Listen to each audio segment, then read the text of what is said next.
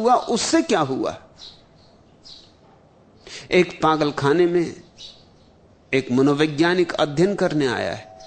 वो पूछता है सुपरिंटेंडेंट से कि ये जो पहला आदमी कटघरे में बंद है और छाती पीट रहा है और हाथ में एक तस्वीर लिए हुए उसे चूमता है और छाती से लगाता है, इसे क्या हो गया?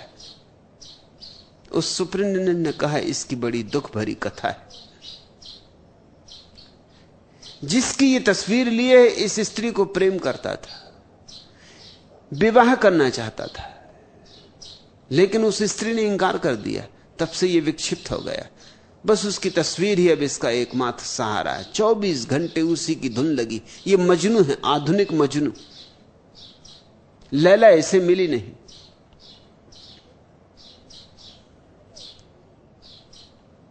थोड़े आगे बढ़े, दूसरे कटघरे में एक आदमी अपने बाल खींच रहा था, सिर पीट रहा था, दीवार में सिर मार रहा था। उस मनोवैज्ञानिक ने पूछा, इसे क्या हुआ? सुपरिंटेंडेंट ने कहा, आप न पूछते तो अच्छा था। इसने उस स्त्री से शादी की जिस स्त्री ने पहले आदमी को शादी करने से इंकार कर दिया था। जब से इसने शादी की तब से पागल हो गया। उस स्त्री ने इसे पगला दिया है। वो स्त्री इसकी जान खाए जा रही। एक विवाहित नहीं हुआ इसलिए रो रहा है, सिर पीट रहा है।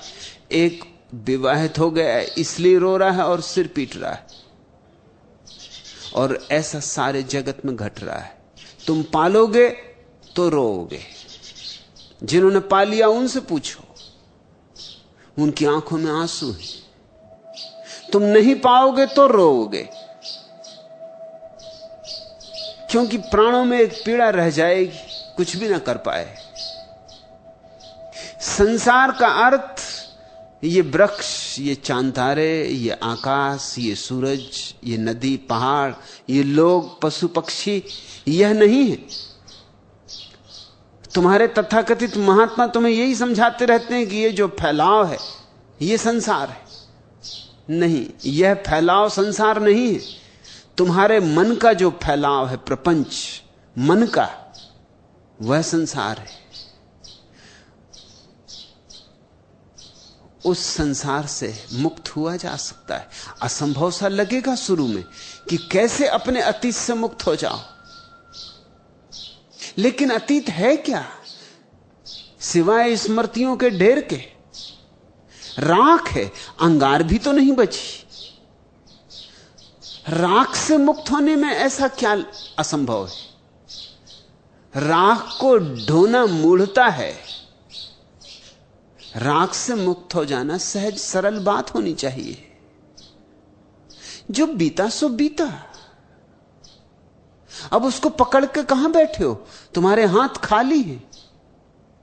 हाथ खोलो और देखो, वह जा चुका है।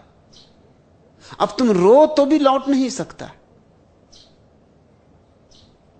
अब तुम लाख परेशान हो तो भी उसे वापस नहीं ला सकते। समय लौटता ही नहीं। इसलिए पीछे लौट लौट के जो देखता है वो व्यर्थ ही कष्ट पा रहा है। वो अपने को ही अकारण सता रहा है। और कितना समय उसमें जा रहा है, कितना बहुमूल्य वर्तमान तुम नष्ट कर रहे हो अतीत की स्मृतियों में। जीवित को मुर्दे के चरणों में झुका रहे हो। जीवित को मुर्दे के आगे समर्पित कर रहे हो। जीवित को मुर्दे के सामने बलि दे रहे हो। और या फिर भविष्य तुम्हें पकड़े हुए कि कल ऐसा करूंगा। कल तो आने दो। कल पहली तो बात कभी आता नहीं। कल कभी आते देखा है?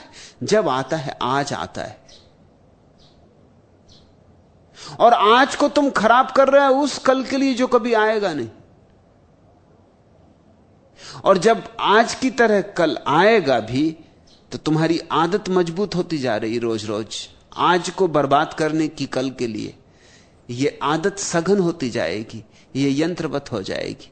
आज तुम कल के लिए सोचोगे, कल जब आएगा आज की तरह तब तुम फिर कल के लिए सोचोगे। तुम कल भी यही कर रहे थे। जो बीत गया कल, तब तुम आज के लिए सोच रहे थे। लेकिन